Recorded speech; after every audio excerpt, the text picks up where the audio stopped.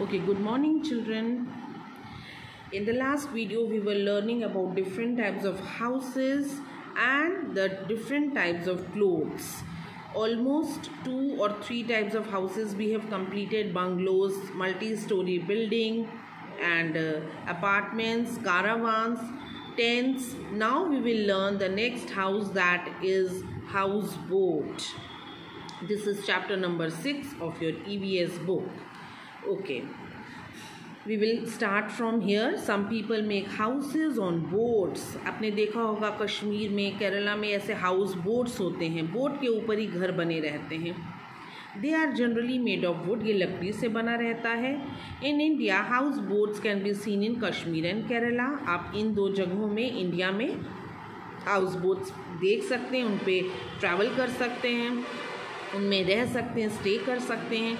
They are generally rented to the tourist यानी जो घूमने जाते हैं, कश्मीर घूमने जाते हैं, केरला देखने जाते हैं, तो वो लोग इसमें रहते हैं. 1 दिन 2 दिन जितने दिन वो चाहे वो रेंट पर लेके रह सकते हैं.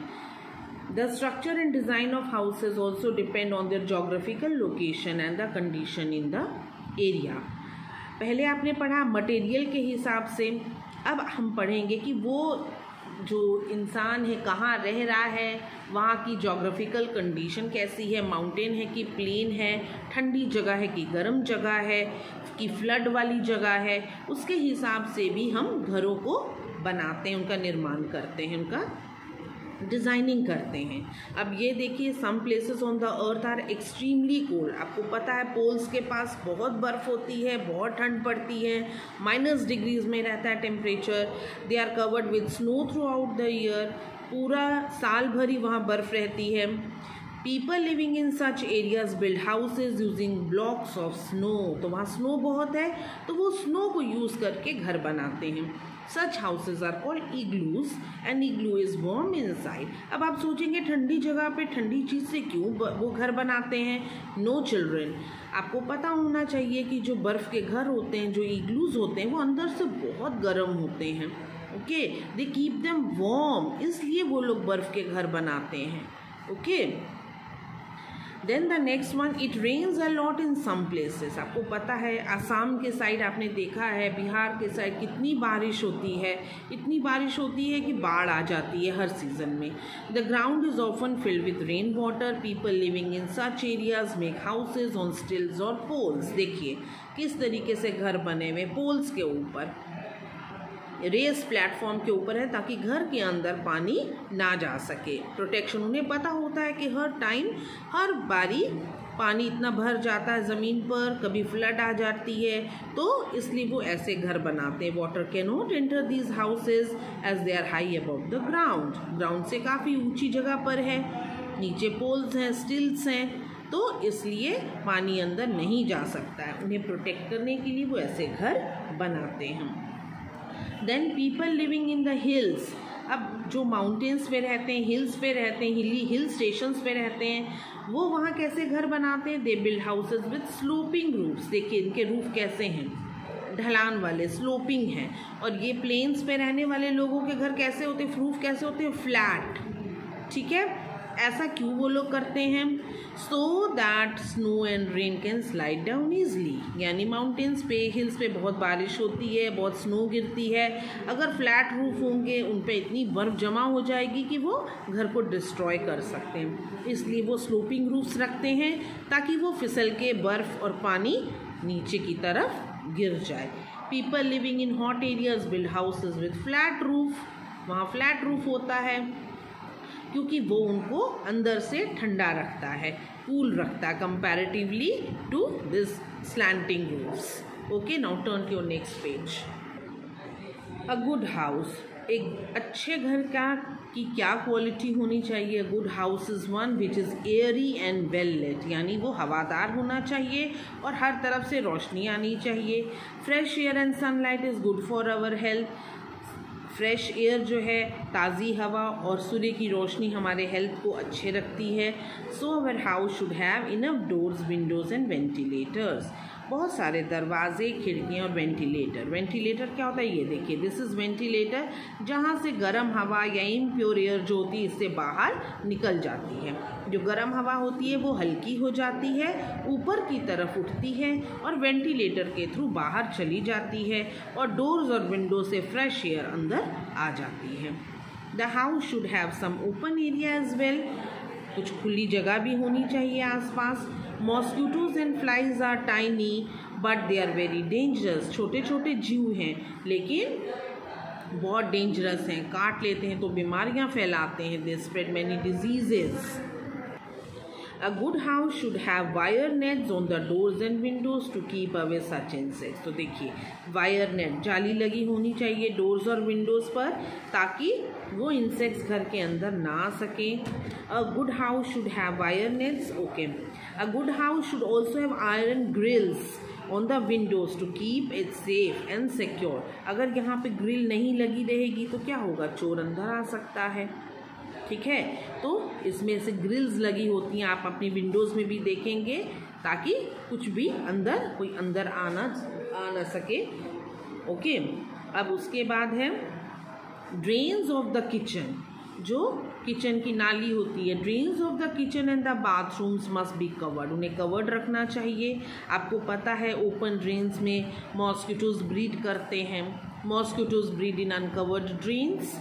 ठीक है, रैट और कॉकरोच आ जाते हैं घर के अंदर उन ड्रेन से, उन नालियों में से, तो आपको वो सब कवर्ड रखने चाहिए।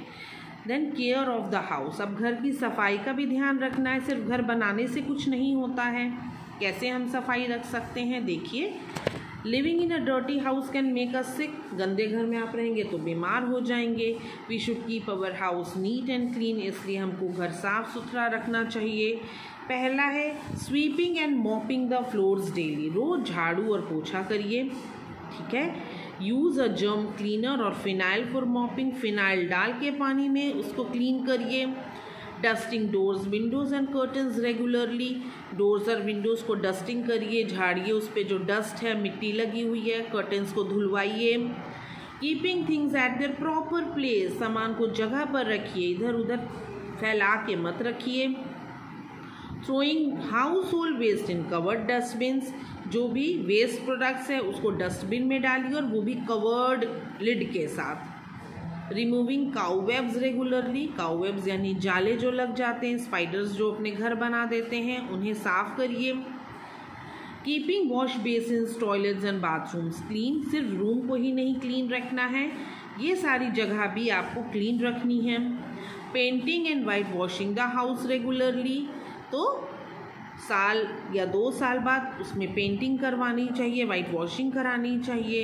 And growing green plants in and around the house, ताकि हर तरफ हरियाली रहे, फ्रेश एयर रहे, तो आपको पौधे भी लगाने चाहिए। Then turn to your next page. Clothing, अब क्लोथ्स के बारे में जानेंगे हम। All of us need clothes to cover our body, अपने शरीर को ढकने के लिए हमें कपड़े चाहिए। जो क्लोथ्स हैं वो हमें heat, dust, cold, rain and insect bite से कोई कीड़ा ना हमें काट ले, इसलिए भी हम कपड़े पहनते हैं, कवर्ड क्लोथ्स, फुल क्लोथ्स पहनते हैं। In ancient time man use to cover his body with leaves और एनिमल स्किन, पहले क्या होता था, अर्ली मैन था तो वो अपनी बॉडी को या पत्तों से ढकते थे या फिर एनिमल की जो स्किन होती थी, चमड़ी, उससे वो लोग अपने बॉडीज़ को कवर करते थे। Today we wear different kinds of clothes, लेकिन आज हम अलग अलग तरीके के कपड़े पहनते हैं। Man still wear skins of animals, animal of dead animals, skin of dead animals are use to make leather, लेकिन इंसान अभी भी लेदर को यूज़ कर रहा है, जो कि बहुत गलत बात है। लेदर एनिमल्स को मारने के बाद मिलते हैं, उनसे jacket, cap, pants, belt, shoes, ये सब बनाए जा रहे हैं जो इंसान यूज़ करता है, but we should not use all this. Okay, then making of clothes, कपड़े कैसे बनते हैं। The clothes we wear go through many stages of production, बहुत अलग अलग तरीके से, अलग अलग लेवल से होते हुए कपड़ा बनता है। All clothes are made from fibre, तो ये सारे फाइबर से बनते हैं, धागे से बनते हैं। Fibre is the basic unit of clothes. और फाइबर्स कैन बी नेचुरल और मैन मेड। तो फाइबर जो है वो नेचुरल भी ऑब्टेन किया जा सकता है या फिर आर्टिफिशियल तरीके से ह्यूमन बींग्स उसको बनाते हैं। तो नेचुरल फाइबर जो है वो हमें कहाँ से मिलता है? प्लांट्स और एनिमल्स से। कौन कौन से प्लांट्स हैं? कॉटन प्लांट से हमें कॉटन मिलता है, और शीप से हमें वूल मिलता है, सिल्क वॉर्म से हमें सिल्क मिलता है। तो ये सारे हो गए आपके नेचुरल फाइबर्स। ओके, और उसके बाद है मैन मेड या आर्टिफिशियल फाइबर्स या सिंथेटिक फाइबर्स इसे बोले जा सकते हैं। पॉलिएस्टर, नाइलॉन, ये दो हैं जो आर्टिफिशियल तरीके से बनाए जाते हैं फाइबर्स, और फिर इनके कपड़े बनाए जाते हैं। पॉलिएस्टर जो है बहुत स्ट्रॉन्ग फाइबर है, जल्दी फटते नहीं हैं उसके कपड़े, और आसानी से उसके आप उसे धोना बहुत आसान होता है, सुखाना बहुत आसान होता है, आयरन की ज़रूरत नहीं होती है, और ज़्यादातर वो वाटर प्रूफ होते हैं। ओके, पानी भी उस पर असर नहीं करता है। Fibres are first spun and twisted to make yarn. Fibres को पहले घुमा घुमा के ट्विस्ट कर के उसको यार्न उसका बनाया जाता है। फिर यार्न इज देन वूवन और निटेड टू मेक क्लोथ, और फिर उस यार्न से कपड़ा बनाया जाता है, या तो उसको बुनकर स्वेटर के जैसा, और या फिर उसे वीव करके मशीनों के ऊपर धागे को फंसा के उसको हम उसके कपड़े बनाते हैं। आपने बड़ी बड़ी मशीनों से फैक्ट्रीज़ में देखा होगा कैसे कपड़ा बनता है। फिर उसके बाद वो कपड़ा जब तैयार हो जाता है उसे टेलर कट करके स्टिच करता है, और फिर हमारा गारमेंट जो ड्रेस है वो तैयार हो जाता है। Okay, this is the fibre that we obtain from plants, animals, और आर्टिफिशियली वी कैन मेक। फिर ये इसका धागा बना यार्न, फिर उसका कपड़ा बना, और फिर उसको शेप दिया गया। क्लोथ्स वर्न इन डिफरेंट सीजन, अलग अलग सीज़न में अलग अलग हम लोग कपड़े पहनते हैं। We wear clothes according to climatic condition, climate के हिसाब से। In some places summers are very hot, कहीं कहीं बहुत गर्मी पड़ती है, तो हम कैसे कपड़े पहनेंगे? लूज़ कपड़े पहनेंगे, ऐसे कपड़े पहनेंगे जो पसीने को सोख लें, स्वेट को एब्जॉर्ब कर लें, और ज़्यादातर कॉटन या जूट के कपड़े जो आसान रहते हैं, कंफर्टेबल रहते हैं गर्मी के सीज़न में, वैसे कपड़े हम पहनेंगे। कहीं कहीं बहुत ठंड पड़ती है, दे आर एक्सट्रीमली कोल्ड, तो हम वहाँ कैसे कपड़े पहनेंगे? तो वार्म क्लोथ्स पहनेंगे, वुलन क्लोथ्स पहनेंगे, जो कि लेदर, फर, ये सारी चीज़ों से बने रहते हैं, जो हमें गर्म रखते हैं, वार्म रखते हैं। Now turn to your next page. कहीं कहीं बहुत बारिश होती, it rains a lot, people wear raincoats over their cloth, अपने कपड़ों के ऊपर रेन कोट पहनते हैं ताकि बारिश से बच सकें। By doing so they protect their clothes from getting wait, गीले नहीं होंगे कपड़े। गम बूट्स पहनते हैं प्लास्टिक के बने हुए, ताकि उनके लेदर बूट्स ख़राब ना हो। रबर के पहनते हैं, प्लास्टिक के अम्ब्रेलाज यूज़ करते हैं, आपने देखा होगा बारिश के सीज़न में। तो ये हो गया आपके समर के क्लोथ्स, ये हो गए विंटर के क्लोथ्स, और ये हो गए जो आप रेनी सीज़न में यूज़ करते हैं। फिर आप अपने कपड़ों का कैसे ध्यान रख सकते हैं, केयर कैसे कर सकते हैं? अगर हमें स्मार्ट और टाइडी, साफ़ सुथरा लगना है, तो हमें साफ़ सुथरे कपड़े पहनने चाहिए।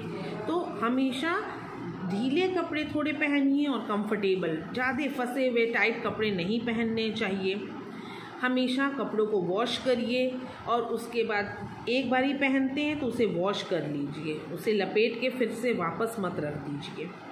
एंड देन उसे प्रेस करिए, आयरन करिए। वॉश करने के बाद अच्छी तरह सुखाने के बाद उन्हें आयरन करने चाहिए। और जो कपड़े आप यूज़ नहीं कर रहे उन्हें अलमारी में मत रखिए, उसे किसी अलग कबर्ड में अच्छे से स्टोर करके रखिए। उसमें आप फिनाइल की गोलियां जो होती हैं वो सब डाल सकते हैं, ताकि कोई उसमें इंसेक्ट कीड़ा ना लगे, और इस तरीके से आप अपने कपड़ों का ध्यान रख सकते हैं। Okay children, I hope you have followed this chapter. Thank you.